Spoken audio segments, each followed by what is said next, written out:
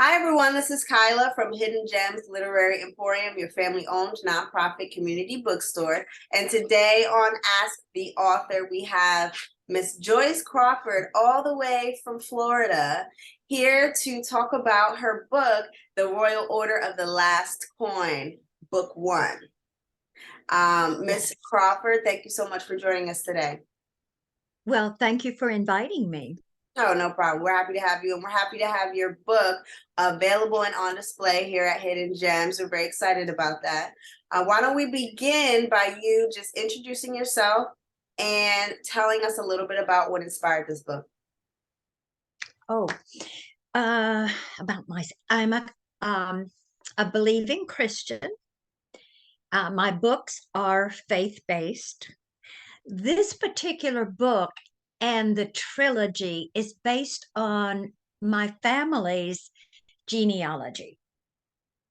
I started this search to find the Native American link in our ancestry, but my first research led me to England in 1309, and we have 5 generations of knights in our family. And so that's where it began.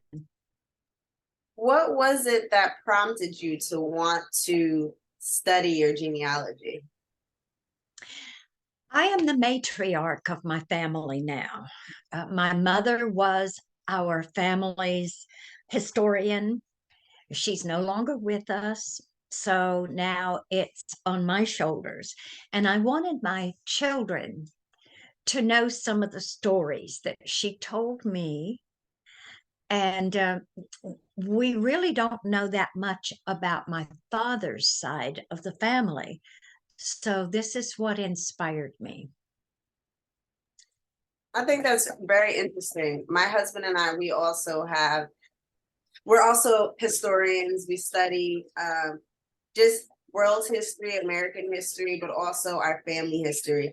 And it really is an invaluable resource to share with your children, your grandchildren. It's something that, if you don't invest in it, it could kind of get lost, as you said. So I think it's really cool how you embarked on this research journey and even put a book together for all of us to learn.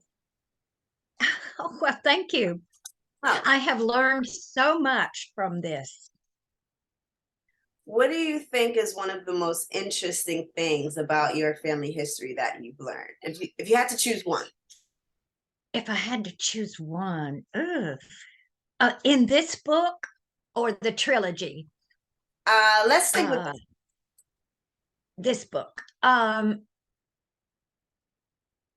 Just the fact that, there is an old manor still in England. That is the de Burton Manor. It's in ruins now, but it's there. And I tried very hard to keep the faith, my family's faith, alive in this book, and I think I did that. And so, would you mind, for the readers who will be watching this, can you just give us a little summary about what the book is about? Obviously, we have the book, so we know what it's about. But if you, in your own words, could just explain, what's the plot of this book? Okay. Hope I can keep my names straight.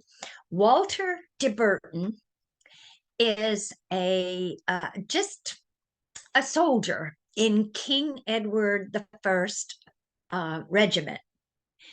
And it starts out that he is with his regiment the day that Walter Wallace of Scotland is executed. And he has a great inner turmoil between his loyalty to the king and his faith in God. He cannot understand the taking of innocent lives just to enrich the king's coffer. And his son, Milton de Burton, and by the way, my grandfather's name is Milton, is a young squire, and he's watching from a distance. And Walter knows that he must instill into Milton his faith in God. So it's a great internal battle going on. I also learned that this is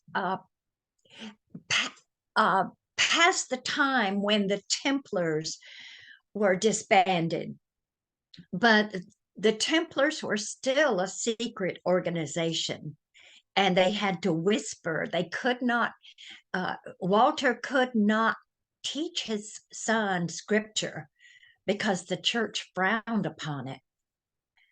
The church thought that common man could not interpret the scripture. And one interesting thing in our church, just the other day, I met a young man. He saw my usher badge. He said, "How do I get one of those?" I said, "You volunteer to be an usher." I saw his ring. It turned out, long story short, he is a Mason. He is a Templar. So they're still around. Yes, they are. And that's very interesting too. And that's one of the things that I love about studying in history is that once you study these types of things, you're able to see, signage in different places and relate it to the history that you've learned. Yes, yes. What do you think for readers who will be reading this book? What is one thing that you want them to take away from it once they complete the book? I would like for them to have a deeper understanding that God is always with us. He knows what each of us needs, and he cares for us. That's very big for me.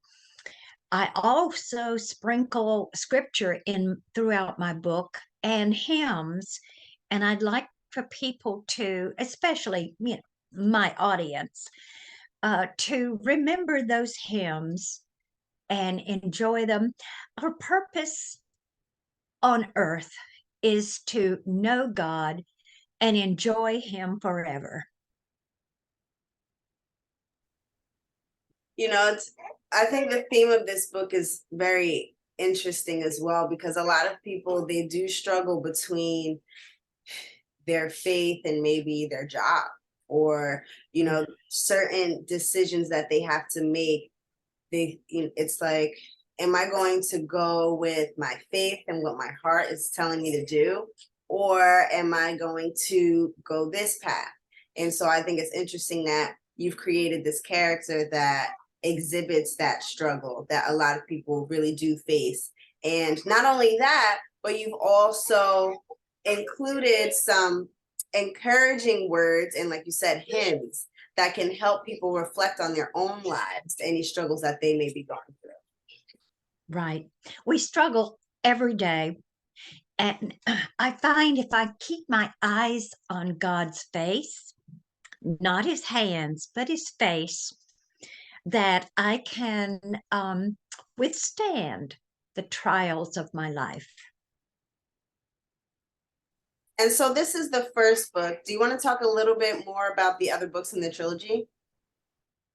Yes. The second book is Jamestown. And in this book, a great, great, great, great grandson fails to complete his knight training. He loses the love of his life. And so he decides to go to the New World to escape the heartache and the self-demeaning self-loathing, and he crosses the Atlantic. And I try to make that as vivid as possible so that people will know exactly how treacherous it was. And then he lands at the ship lands at the wrong place, and they're attacked by indigenous people. They cross the Chesapeake Bay to the correct landing, and he starts his new life there. The third book, which I'm still working on, is the continuation of his life. He runs from danger, and he goes into Native American Indian territory. And I've learned so much about that. I think I found what I was looking for. My grandmother always told me that we had Blackfoot heritage in our family, but nobody ever said where it was, when, and I think I found it. So that's encouraging. Yes, very. And do you have any plans of writing any more books? Is this going to be the last book of this sort of theme? Do you have any other ideas that you want to share? This will be the last book of the trilogy. And as far as other books, I'm waiting on the Lord to tell me what they will be. Okay, very good. So for people who want to stay in touch with you, find out when this third book is coming out, or perhaps have you come in for speaking engagements, more interviews, what's the best way for people to connect with you online? Email would be the best. It's my email address is gj1924 okay at outlook.com. And I also want to encourage readers of this book to send Miss Crawford reviews and tell her what you think. Any questions you have. Yes, see, that made her happy. Any questions that you may have about the book, I'm sure she would be more than happy to connect with you, communicate with you, and talk to you about any questions that you may have. But definitely, please, if you take the time to read the book, please take a few minutes to send Miss Crawford an email telling her what you think.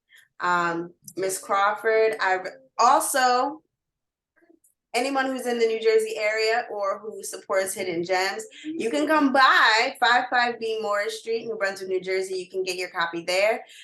You can also visit us on bookshop.org/shop/Hidden Gems Literary Emporium. We have a lot of readers across the country who want to support us but can't come into the store physically. You can go on that website and purchase your copy of her book, The Royal Order of the Last Coin. Book 1 is up there, but we're going to throw the second one up there as well for those of you who read quick. Miss Crawford, I really want to thank you for your time today and for the work that you do as an author and a researcher and historian. You do a lot of important work, so thank you so much for not only being here today, but for what you do. Thank you, Kayla. I have really enjoyed it. Okay, great. And I hope to see you soon. Please, everyone, visit our website, HiddenGemsLiteraryEmporium.com. Support your family-owned nonprofit community bookstore and the independent authors that we love and support and encourage. Their stories and their voices are very important. And so let's all do our part and read them. Thank you all for watching us today, and we'll see you next time on Ask the Author. Thank you. No problem.